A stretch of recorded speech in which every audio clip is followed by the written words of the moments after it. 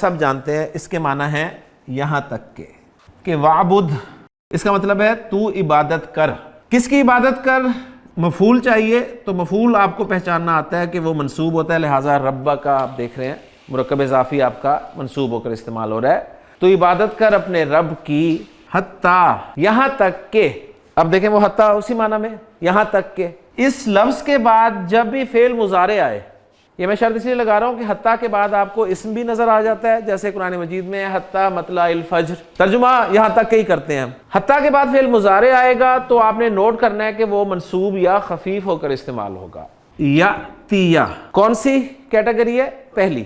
یہ یاتی یو تھا جو کہ حتیٰ کی وجہ سے یاتیہ ہو گیا۔ آنا اس کے معنی ہوتے ہیں، اور اس کے ساتھ چونکہ مفعول کی ضمیر لگی ہوئی ہے اس لیے میں نے اس کو دو نقطوں کے ساتھ ہی لکھا ہوا تھا، اب یہ پورا ہو جائے گا۔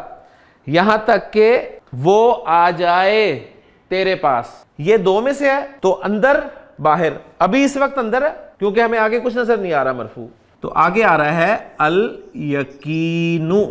الیقین اس یاتیہ کے لیے فاعل ہو گیا۔ یہاں تک کہ یقین آ جائے تیرے پاس، یعنی آخری دم تک اللہ کی عبادت کرنی ہے۔ لن تنالوا البر، تنالو، ہاں جی ذرا پہچانے، پہلی والی تو ہو نہیں سکتی، پہلی میں تو آخری پہ زبر ہے جی، وہ تو یہ تھی۔ تیسری ہو نہیں سکتی، تیسری جو ہے نون زبر نا کے ساتھ ہی آئے گی، دوسری بچی، اور دوسری میں کون سا صیغہ بنتا ہے؟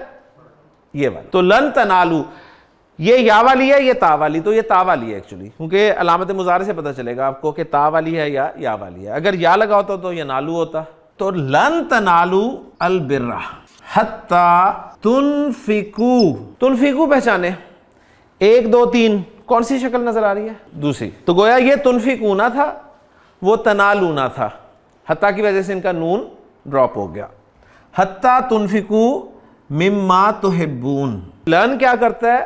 زوردار نفی اور فعل کے معنی مستقبل کے ساتھ خاص۔ لن تنالوا البر، البر کہتے ہیں نیکی کو، تم نیکی کو ہرگز نہیں پہنچ پاؤ گے، حتیٰ یہاں تک کہ تنفقو، تم خرچ کر دو، مما تحبون، اس میں سے جو تم پسند کرتے ہو۔ اب ہم چلتے ہیں آخری 2 حروف کی طرف جو کہ ایک ہی کام کے لیے استعمال ہوتے ہیں، کئی اور لام جو کہ لام کئی کہلاتا ہے۔ یہ معنی بالکل جیسے کہ آپ کے سامنے لکھے ہوئے، کئی کے معنی ہے تاکہ، یہ تاکہ کا مفہوم دیتا ہے، اور تاکہ جو ہے ہم وجہ بتانے کے لیے استعمال کرتے ہیں۔ جی پہچانے جی صیغہ خلقنا، پہلا صیغہ ہے ماضی کا، اس نے پیدا کیا نہ ہمیں، یہاں پر یہ نہ جو ہے یہ مفعول کی ضمیر ہے، اس نے ہمیں پیدا کیا۔ انڈرسٹوڈ ہے جی، کس نے پیدا کیا ہمیں؟ اس لیے میں ذکر نہیں کر رہا، فاعل کو میں نے ایز اے ضمیر خلق کے اندر ہی مانا ہوا ہے کہ اس نے ہمیں پیدا کیا۔ خلقنا، اس نے ہمیں پیدا کیا، کئی تاکہ نعبدا، کئی کے بعد کیا آئے گا؟ مضارع آئے گا۔ فعل مضارع تو پہچاننا انتہائی آسان کام ہے، علامت مضارع پر نظر ڈالیں۔ علامت مضارع کون سی ہے؟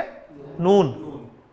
نون علامت مضارع 14 میں سے صرف ایک جگہ پہ ہی آتی ہے، اور وہ یہ والی جگہ ہے، ہم والی جگہ ہے، اور ساتھ ہی دیکھ لیں کہ آخری حرف پہ زبر آ رہی ہے، حالانکہ فعل مضارع میں آخری حرف پہ پیش آتی ہے، وہ پیش ہی جو ہے وہ کئی کی وجہ سے زبر میں تبدیل ہو گئی ہے۔ تو کئی نعبدا کا ترجمہ کیا ہوگا؟ تاکہ ہم عبادت کریں جی اس کی۔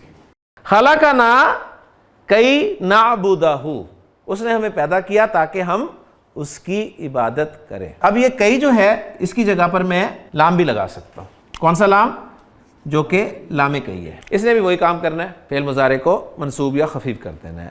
لنعبدہ، تاکہ ہم اس کی عبادت کریں۔ قرآن مجید میں آپ کو دونوں ملتے ہیں، اور جیسا میں نے کئی کے بارے میں بتایا کہ کل 6 جگہ پہ قرآن مجید میں استعمال ہوا ہے، باقی اکثر جگہ پہ آپ کو یہ لام فعل مضارع کو خفیف یا منصوب کرنے کے لیے استعمال ہوتا ہوا نظر آئے گا۔ ندرسو، ماضی یا مضارع؟ مضارع، ماشاءاللہ۔ مضارع کے 2 میں سے 3 میں سے یا 9 میں سے؟ 3 میں سے، نون والا ہے تو یہ 3 میں سے ہے۔ جب 3 میں سے ہوتا تھا فاعل ہمیشہ اندر ہوتا ہے، آگے فاعل آئے گا ہی نہیں، اور نون والا فاعل نحنو ہوتا ہے، لہٰذا فاعل کے ساتھ ہی ترجمہ کرتے ہیں ندرسو، ہم پڑھتے ہیں، ہم پڑھ رہے ہیں یا ہم پڑھیں گے، تینوں ترجمے ممکن ہیں، ٹھیک ہے، ہم پڑھتے ہیں یا ہم پڑھ رہے ہیں یا ہم پڑھیں گے۔ اللغۃ العربیۃ، کون سا مرکب ہے؟ مرکب توصیف۔ معرفہ، معرفہ، مؤنث، مؤنث، منصوب، منصوب، واحد، واحد، عربی زبان۔ ہم عربی زبان پڑھتے ہیں یا پڑھ رہے ہیں یا پڑھیں گے. اب اس وقت ہم حال کی بات کر رہے ہیں کہ ہم عربی زبان پڑھ رہے ہیں. کیوں پڑھ رہے ہیں جی؟